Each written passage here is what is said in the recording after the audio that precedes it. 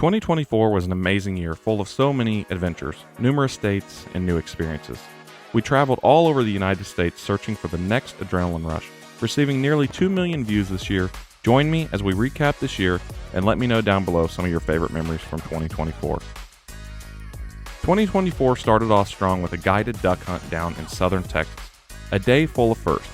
I got my first shoveler, shot and jammed on a hen canvasback, and we dropped a beautiful pair of pintails that we had to honor and take them to the taxidermist. Due to the continued cold weather in Indiana, a few weeks later we headed to Hawaii with some good friends. We spent lots of time snorkeling, including some snorkeling off of a beach on the North Shore, and then we explored Sharks Cove and seen some amazing fish there as well.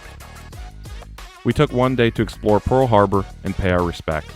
We explored the USS Arizona Memorial, and then took a ferry over to the USS Missouri battleship and walked around the retired battleships to see all it had to offer and listen to the amazing stories. The following morning, we got up early to hike the most popular crater in all of Hawaii, Diamond Head. Although it was cloudy, the views overlooking Waikiki are something you need to check out.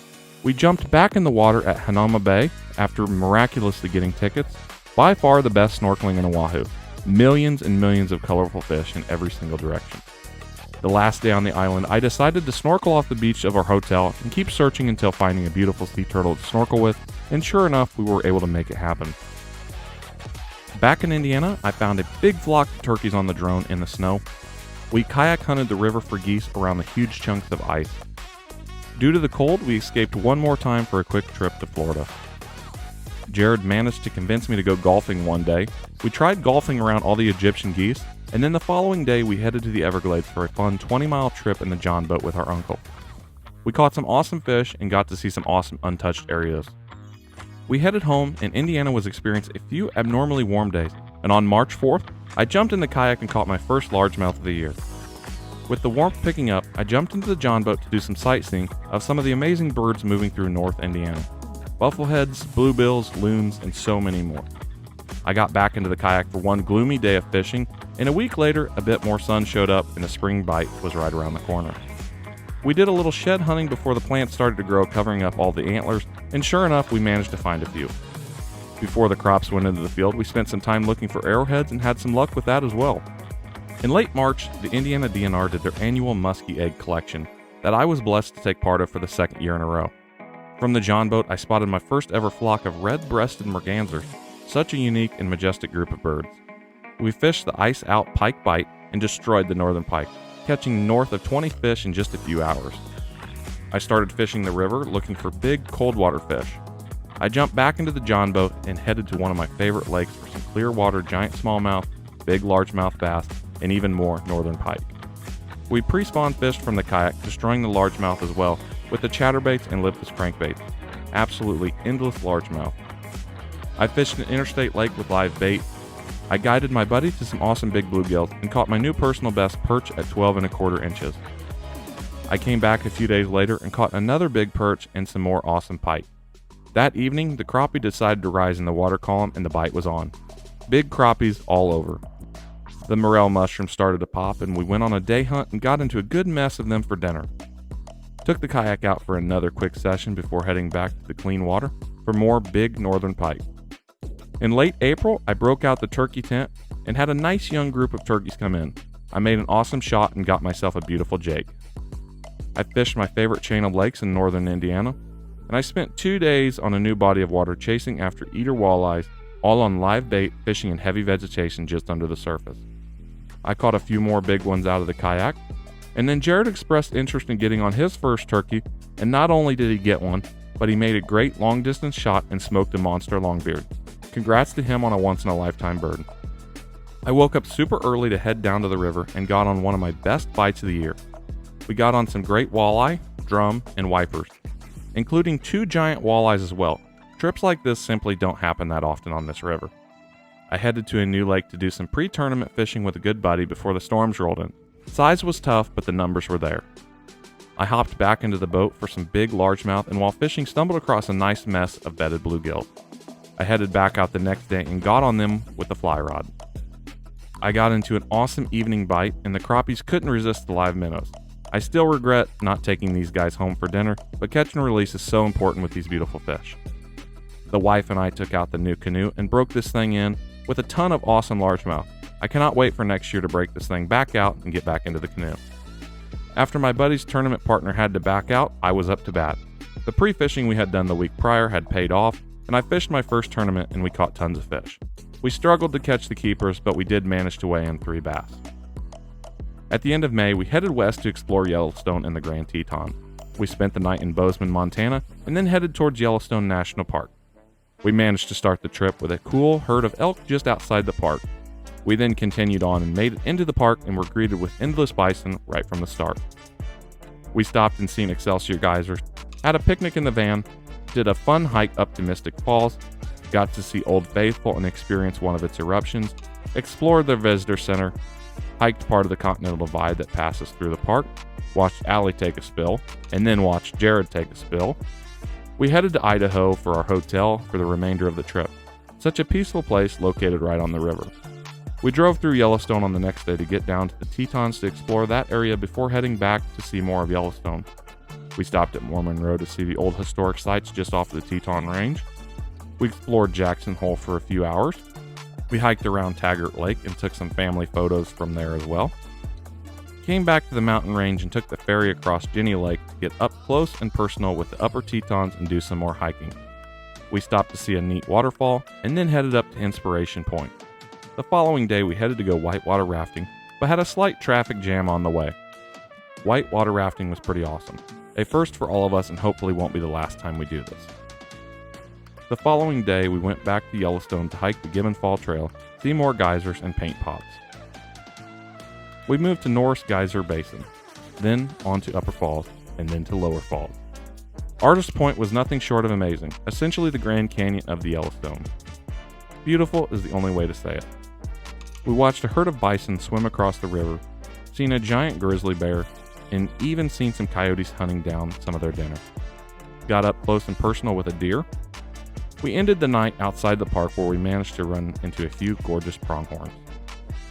The next day we headed back into the park and started at Tower Falls Overlook and then took the trail down to the base. We hiked the Hell Roaring Creek Trail to a suspension bridge overlooking the rushing river. We got to see prairie dogs and even seen a grouse. On our way around the park that day, we spotted a mama black bear taking a nap while her babies played and climbed around in the trees. We stopped at the hot springs on the north end of the park and then exited the park to see the arches at the north end. Yellowstone is for the benefit and enjoyment of the people. Such a cool experience. The last day of our Montana trip we spent outside the park fishing up on the Missouri River for the Missouri River Slam. We each caught an abundance of rainbow trout, brown trout, and whitefish on a full day float. Back in Indiana, I jumped in the John boat to chase after some largemouth bass after work. My wife and I took the John boat out on the river to chase after some awesome largemouth and fun fighting river smallmouth. We played ball with Philo and had a picnic on the boat, and I even managed to catch a mussel later on that trip. Kayak fishing turned hot again and we worked through some of the summertime algae to catch some awesome fish. I spent a good amount of time midsummer fishing some nearby lakes and just hopping around looking for some aggressive summertime bass. I managed to catch my fly line on my favorite pair of pliers and sent them flying overboard. I got on a good topwater bite out of the kayak on the Ribbit brand frog. I backed the John boat in, headed across one of my favorite chain of lakes, and managed a nice mess of bluegills on fly. I was out for an evening fishing session when I stumbled across some sandhill cranes and their babies. I jumped back north to another Indiana river and managed to get on a nice smallmouth and largemouth bass bite all on spinning gear. And then I switched over to the fly and managed to catch my first rock bass and my first smallmouth bass ever on fly. I continued on with the summertime bass bite fishing all over northern Indiana, including one trip with my old college roommate. I went up a rushing muddy river in search of smallmouth and ended up getting caught up in a goose traffic jam. 4th of July and the midsummer bite had finally arrived. My dad and I floated the river below a big hydro dam. He managed to catch an awesome channel cat, and we both landed a handful of nice smallmouth before a big rain shower. I got a new depth finder on my boat and took it down the river to test it out. I headed back north and found another nice school of bluegills and played around with the fly rod catching dozens of nice sized fish. Mid-July we had some big storms roll through that flooded most of the rivers to the point of dangerously high water levels. And while bass fishing the following days, you could see the havoc that these storms had caused to numerous local lakes. After the water settled, I was able to get back on the big water northern pike bite and even caught one with some interesting character. Late July, we kept pushing around the state and grinding out the hot water temperatures. We jumped back to northern Indiana to troll deep diving crankbaits for the stubborn summertime northerns and had some more success. With more tough temperatures, I got back into the kayak and ended up getting into a great bite on a weeded up swamp. I took the John boat out and ended up getting poured on and continued exploring our local lakes in northern Indiana. August finally arrived and I headed to the river yet again for another smallmouth mission, having good amounts of success. And I took the kayak out one last time before the biggest trip of the year for us, Alaska. The morning of August 16th, we loaded up and headed to the airport. We left from Chicago and after a quick 6-hour flight, landed in Anchorage.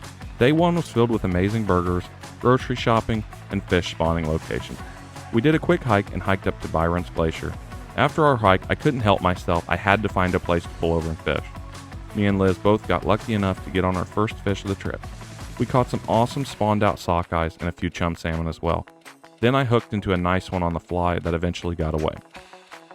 The night rolled in and we settled into our first tiny cabin of the trip. We woke up nice and early the following day and started the day with a short hike to another fish spawning area. We then entered into Kenai Forge National Park and hiked up to Exit Glacier, did some more roadside fishing, saw massive amounts of sockeye salmon, and then got onto a neat public access site that produced our first chrome sockeye of the trip and our first pink salmon. We ended that night in Soldotna as well. The following day, we met our guide at the boat ramp at 4 a.m. to beat the crowds to the spot on the Kenai River. We both caught tons of pink salmon and both limited on our first cohos of the trip. That night, we decided to do a catch and cook on some of the pink salmon we had caught. After a long night of sleep, I woke up really under the weather, and after a doctor's visit, they determined that I unfortunately had COVID. Unfortunately, again, there's nothing we could do, so we had to push forward with the trip and tried to make the best of it. The rest of the day was spent prospecting and panning for gold in a retired gold mine on the Crow Creek mine. We did find some, just not enough to retire on. We headed north and ended the night in Talkeetna that day. The following morning, we woke up and headed to our helicopter flyout ice trekking trip on a giant glacier. The helicopter ride over was one of the coolest parts of the trip. The terrain is like walking on a different planet. We hung over bottomless pits, swung over the side of a waterfall, rappelled down some ice walls, and even drank some of the glacier water. We ended the day exploring Anchorage and checking out the Bass Pro Shops. The following day was just as good. We took an ATV tour where we rode 50-some miles in a big Can-Am all the way to the foot of a glacier in the Knik River Valley, going through all sorts of rock, sand, mud, and even water. The terrain was as good as it gets. We had an amazing fire and some salmon tacos at the start of the glacier before turning around and heading back.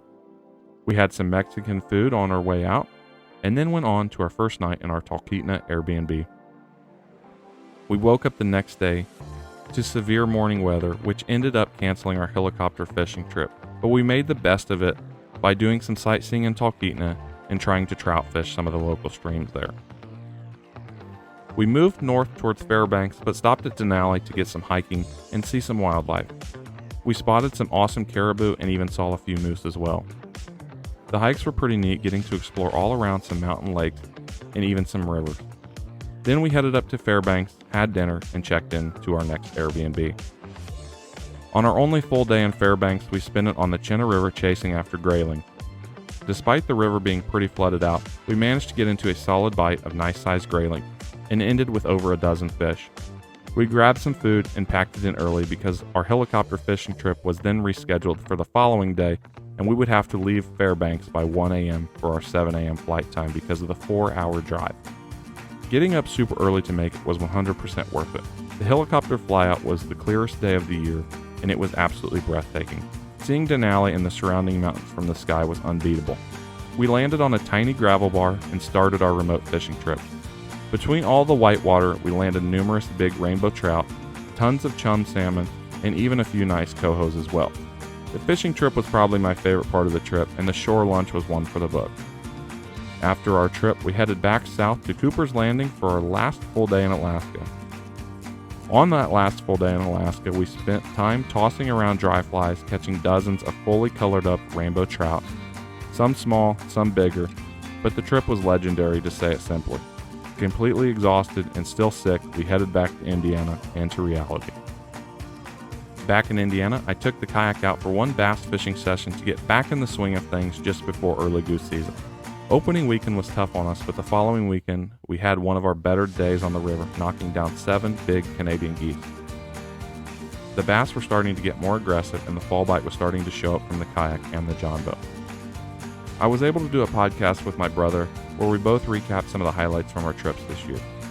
And shortly after, we packed up and headed to Florida for a last-minute trip to tug on some exotics before hunting season got into full swing. Day 1, we dock fished the Everglades, which was one day after Hurricane Helene went through. Wet and rainy, but the bite was very hot. I was able to get my dad on a decent peacock bite, and I found one awesome one sight fishing from some urban canals.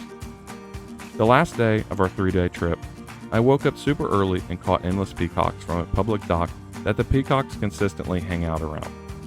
Got up and personal with a big alligator, and ended the trip with my first peacock bass on the fly rod. Back in Indiana, I finally connected with my first muskie of the year. These fish are not called the fish of 10,000 casts for any other reason than they are absolutely elusive. I got back in the kayak for one of my last kayak bass fishing missions. Deer season finally arrived, and I was able to get a big, beautiful doe in the early season. During the week, I took the kayak out and landed not only my new personal best from the kayak, but also my personal best altogether at Northern Pike, an awesome cold water toothy giant. Duck season had finally arrived, and on opening day, my dad and I put a limit of wood ducks together in approximately 5 minutes. The following day, I sat in a different swamp and managed a few big Canadian geese and one awesome duck.